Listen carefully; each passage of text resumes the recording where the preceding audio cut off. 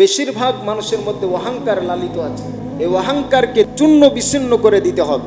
কিসের অহংকার? আমরা তো এক ফোঁটা নাফাক পানি দিয়ে তৈরি।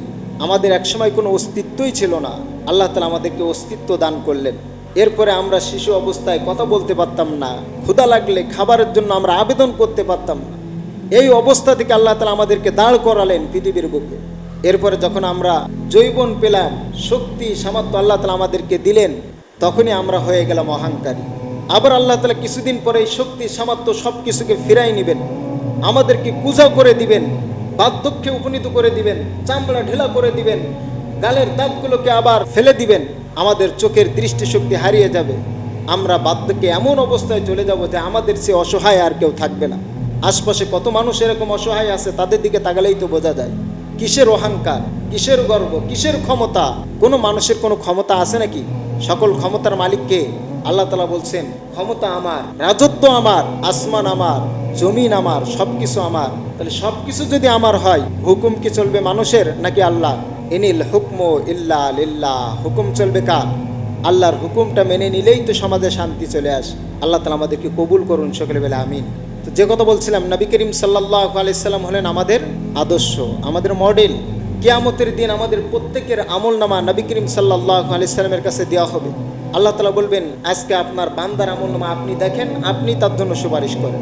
এই আমলনামা যখন দেওয়া হবে, তখনই দেখা হবে সে আমলনামার ভিতরে আছে ফজরের নামাজ নাই, জোহরের নামাজ নাই, আসরের নামাজ নাই, মাগরিবের নামাজ নাই, ইশার নামাজ নাই। এই নামাজের সময় অনেকে টাস খেলেছে, অনেকে ক্যারাম বোর্ড খেলেছে, অনেকে সময় অযথা নষ্ট করেছে। সম্পদ ছিল অভাবীকে দেই নাই, সম্পদ ছিল সে ক্ষমতা ছিল ক্ষমতার অপব্যবহার করেছে। এইভাবে নানান গুনাহ যখন তার আমলনামায় থাকবে, নবীজি কি সুপারিশ করবেন? প্রত্যেকের আমলনামা সোমবার বৃহস্পতিবার পেশ করা হয়। নবী করিম সাল্লাল্লাহু আলাইহি সাল্লাম নিজেই সোমবার বৃহস্পতিবার রোজা রাখতেন। সাহাবীরা জিজ্ঞাসা করলেন, ইয়া রাসূলুল্লাহ, আপনি কেন রোজা রাখেন? তিনি বললেন, প্রত্যেক বনি আদম সন্তানের আমলনামা সোমবার বৃহস্পতিবার আল্লাহ তাআলার কাছে পেশ করা হয়। আমি চাই রোজা অবস্থায় আমার আমলটা আমার রবের কাছে পেশ করা হোক। সুবহানাল্লাহ। আল্লাহ তাআলা আমাদেরকে কবুল করুন, সকলে বলে আমিন। নবীজির আদর্শগুলোকে ধরার তৌফিক দান করুন, সকলে বলে আমিন। আমরা শুধু রবিউল আউয়াল মাস আসলে আমরা দোয়া অনুষ্ঠানের মধ্যেই সীমাবদ্ধ থাকি, মিষ্টি মিঠাই এগুলোকে আমরা আদান প্রদান করি।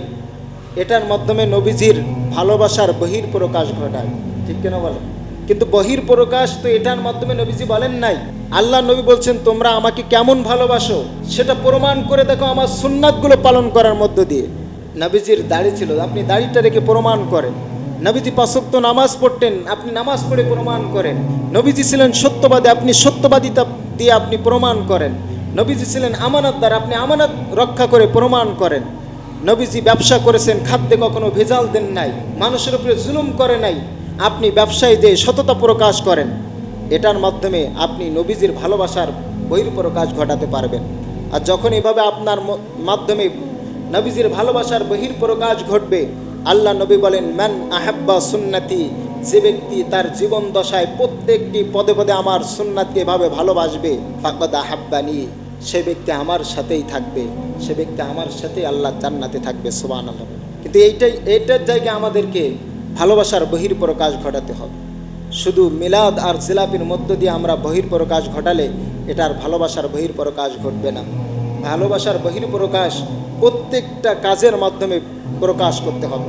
যখনই আমরা যে কাজ করব সেখানে দেখতে হবে যে নবীজির সুন্নাহ এখানে কি আছে। সকালে যখন আমি খাবার খাচ্ছি, খাবার গ্রহণের আগে নবীজির সুন্নাহ কি ছিল সেটা আমি আগে গ্রহণ করব। একইভাবে আমি যখন আমার কর্মস্থলে যাব, কর্মস্থলে দেখব যে নবীজির সুন্নাহ কি আছে এখানে। যখন আমি কোনো বিচার বসাবো, বিচারে আমি যখন বিচারক সাজবো, তখন নবীজির সুন্নাহ কি ছিল সেটা গ্রহণ করব। আল্লাহ নবী যখন বিচার করেছেন, একজন মুসলিম আসছেন আর একজন ইহুদি, উভয়ে এসে নবীজির কাছে বিচার চাইলেন। নবীজি তাদের উভয়ের বক্তব্য শুনলেন, কারণ এক পক্ষের বক্তব্য শুনে আপনি কি সঠিক বিচার করতে পারবেন? উভয় পক্ষের বক্তব্য শুনলেন, শোনার পরে তিনি বুঝলেন যে এইখানে দোষারোপ হলো মুসলিম আর এখানে নির্দোষ হলেন এই ইহুদি। তখন ইহুদির পক্ষে রায় দিয়ে দিলেন। তখন মুসলিম সন্তুষ্ট হলো না, সে চিন্তা করলো যে আমি তো নবীজির অনুসারী, নবীজির সুন্নাত মেনে চলি, নবীজিকে আমি মহব্বত করি, আমি মুসলিম, আমি ইসলাম ধর্ম গ্রহণ করেছি, নবীজি আমার পক্ষে রায় না দিয়ে ওই ইহুদির পক্ষে রায় দিয়ে দিল। কারণ নবীজি ছিলেন উত্তম বিচারক। তিনি কে আমার পাশের লোক, কে আমার খাতিরের লোক, কে আমার দরের লোক, এটা তিনি দেখেন নাই। তিনি যখন বিচারক হয়েছেন, উভয় পক্ষের বিষয়টা শুনে তিনি সঠিক বিচার করেছেন। যার কারণে ওরকম ইহুদি, হাজার হাজার ইহুদি ইসলাম কবুল করতে বাধ্য হয়েছে। সুবহানাল্লাহ। যখন নবীজি ব্যবসা করেছেন, নবীজির ব্যবসার সততা সমস্ত জায়গায় ছড়িয়ে পড়েছে, কারণ তিনি ব্যবসা করেছেন, মানুষকে ধোঁকা দেন নাই। নবীজি যখন মানুষের সঙ্গে কথা বলেছেন, তার সততার, তার সত্যবাদিতার পরিচয় দিয়েছেন, যার কারণে মক্কার বুকের মানুষেরাও তাকে আল আমিন উপাধি দিয়েছিল। কথা বলেন ঠিক কিনা?